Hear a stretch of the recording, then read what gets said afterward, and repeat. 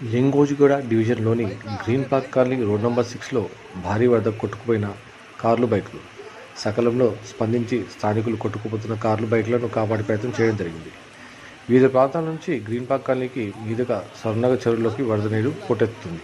దీంతో వీధులను నింపుకున్నటువంటి బైకులు, కార్లు ఈ వరద తాకిడికి కొట్టుకోవడం జరుగుతుందని స్థానికులు వాపోయారు.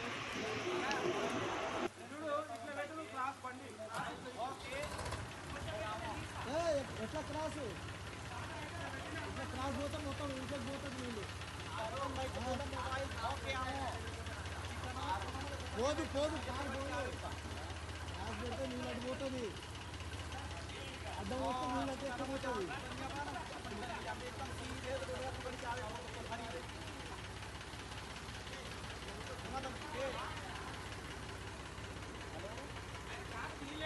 తీయలేవు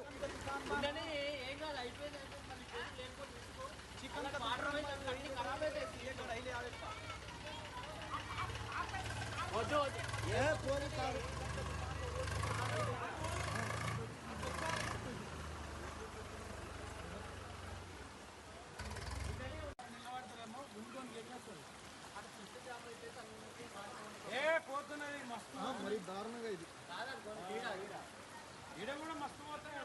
కార్లే కొట్టుకుపోయినా అంటే ఘోరంగా